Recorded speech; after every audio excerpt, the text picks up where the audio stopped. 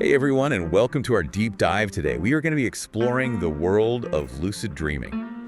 Where you become aware that you're dreaming while you're still in the dream. It's not just about having a really vivid dream. Yeah. It's about a shift in awareness Absolutely. while you're asleep. What's so captivating about this is that it takes us to the edge of what we know about consciousness and the nature of reality itself. For sure, and we have got some really interesting sources for this one. Yeah. A blend of personal accounts and scientific discoveries. Yeah, good mix. That I think will really make you think. So, our goal today is to kind of uncover the secrets of lucid dreaming. Can we train our minds to do it?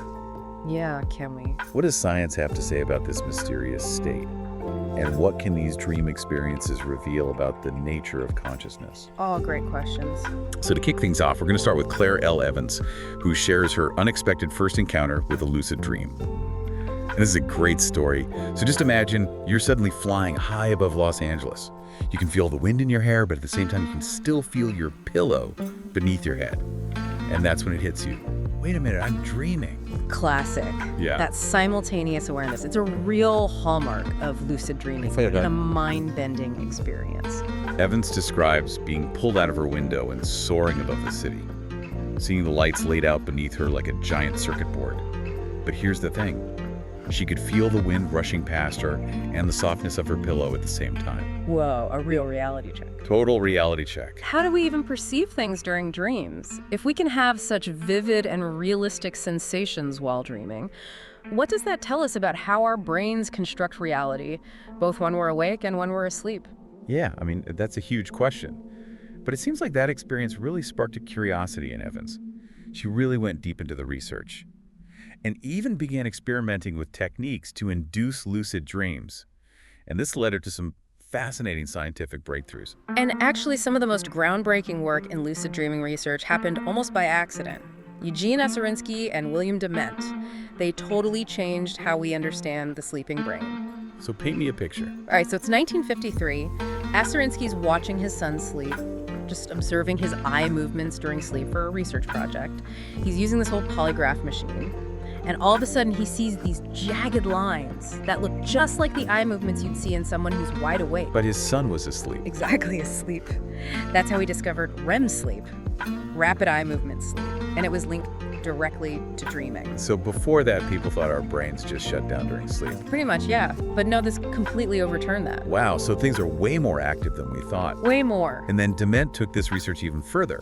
With the ping pong dream study. What's that? He had this volunteer who was dreaming about playing ping pong. And guess what? What? During REM sleep, their eye movements mirrored the actions they were performing in the dream. Back and forth, like watching that ping pong ball. So crazy. Right. Our dream experiences have a real physical effect. This is like our brains are running simulations. Yeah, complex ones. While we sleep. Right. And then it gets even more complex when we talk about consciousness during sleep. Right, and that's where philosopher Jennifer Wynn comes in. She challenges this idea that consciousness is these simple levels of awareness. She suggests it's much more than that, more like a rich, multi-dimensional landscape. I like that, a landscape. Yeah. Okay, so she focuses on what she calls edge cases, like lucid dreaming, out-of-body experiences, even daydreaming. Yeah, she wants to see what these unusual states can teach us about the mind. Like looking for cracks in our everyday understanding. Yeah, to see what lies beneath. I like that analogy. It's like to understand a complex machine. You don't just look at how it's supposed to function. You study the glitches, the unexpected behavior. Right, the anomalies. Exactly, they can reveal so much more. And speaking of glitches, Claire Evans, in her explorations of lucid dreaming, she talks about looking at her hands in a dream and noticing they're distorted. Oh, yeah, I read that. Almost like a digital glitch. Like something's off. Yeah. Even though the dream feels real. It makes you wonder if we can become aware of these inconsistencies. Do we then have more control? That's the big question. Can we influence our dreams? Well, that's where science fiction and reality get blurry. We're going to talk about Adam Horowitz, a cognitive scientist who's developed a device called the Dormio, which can influence what people dream about. The Dormio? The Dormio, how does it even work? Well, it uses these subtle cues and prompts as you're drifting off. Okay. You know that hazy in-between zone? Oh yeah, totally. Like where thoughts wander? Yeah, like right before sleep. Exactly. It's called the hypnagogic state. and it can be key for influencing dreams. Interesting. So the Dormio, it kind of gently guides the dreamer. Okay. Like it might whisper, tree, as you're falling asleep. So you dream about trees. You might, yeah.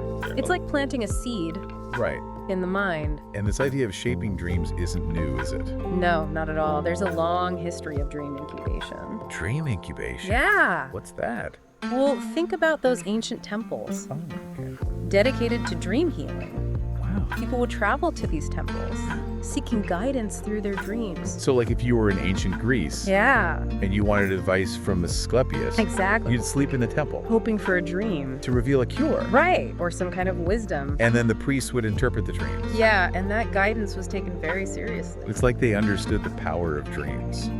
In a way that we're only now rediscovering. And speaking of rediscovering, there's this new research that takes dream awareness to a whole new level. It's a study at Ruhr University Bochum.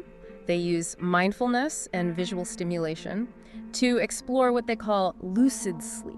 Lucid sleep. Is that different from lucid dreaming?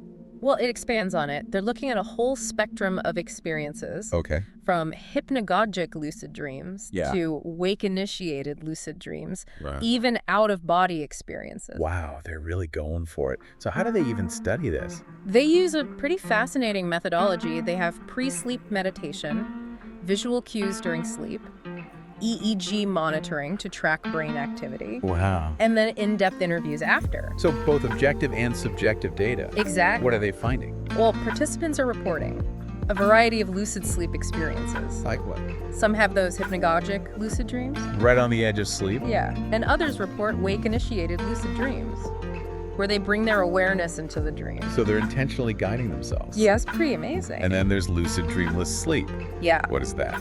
Imagine being aware that you're asleep, but without any thoughts or images or sensations. So just awareness. Pure awareness. It's hard to even picture that. It challenges everything we think we know About consciousness. and the self. It's mind-blowing. Really is. But I imagine there are challenges with this kind of research. Absolutely. Measuring those subtle shifts can be tricky. Right, and relying on people to describe their experiences. Yeah, memory's not always reliable. And then there's confabulation. Where people fill in gaps with made-up details. Without even knowing it. Right. So how do they address that? It's all about refining the methods. New technologies, new techniques. Like those early explorers. Yeah, mapping uncharted They territory. didn't always get it right. But their discoveries paved the way, And now these dream researchers, they're the pioneers. pushing the boundaries. And speaking of boundaries, we were talking about Claire Evans and her hand distortion. Yeah, that glitchiness. It seems like a common thing in lucid dreaming. It is that realization that things aren't quite right Like the dream starts to break down. as awareness increases. It's like in the Matrix. Yeah, when Neo sees the code. Exactly. So lucid dreaming can really make you question reality.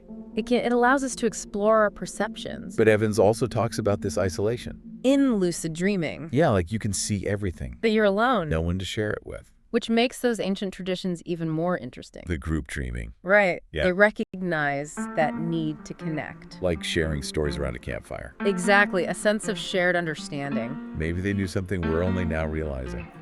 That exploring consciousness is a shared human endeavor. So for those of us not in a sleep lab, what's the key takeaway here? I'd say your mind is more capable than you think, Even in sleep. especially in sleep. So pay attention to your dreams. Yeah, Try dream journaling or mindfulness. you might surprise yourself. So as we kind of wrap up our deep dive into lucid dreaming, I keep thinking back to that research participant who described lucid dreamless sleep as like a method of milk. Yeah, it's a really powerful image, isn't it? It is. Makes you rethink consciousness. Yeah, like it doesn't need content. Exactly. So not even like a dark room, No. but just absence. Yeah, pure absence. And if we can experience that in sleep, what does it say about the self? Mhm. Yeah, the self that's there, even without all the thinking. That's a big question. Is there a core you that goes beyond thoughts? It makes me think about all the times I wake up and feel like I had a dream, but I can't remember any of it. Was there a me there, or was it just blank? Maybe the blankness isn't really blank. Remember those subtle shifts in awareness? Maybe what's happening is just beyond our ability to measure right now. So our tools aren't sensitive enough. Exactly. That's both frustrating and exciting. It means there's so much more to learn. For sure. And this research could have implications way beyond dreams. Like what? Think about sleep disorders, the creative process, even therapeutic applications. So using this to induce specific states of consciousness. Exactly. Wow. So for our listeners who maybe aren't rushing to a sleep lab, what's the one thing you hope they take away from all of this? I'd say remember that your mind is capable of so much more than you realize, Yeah. even while you're sleeping. It's like we're all carrying around this untapped potential. Absolutely. So pay attention to your dreams. Yeah. Try some techniques. Dream journaling mindfulness. You might uncover something amazing. Who knows? You might even experience that bucket of milk yourself. And then we'll have even more to talk about. I can't wait. So until next time, everyone, keep exploring those fascinating frontiers of your own mind.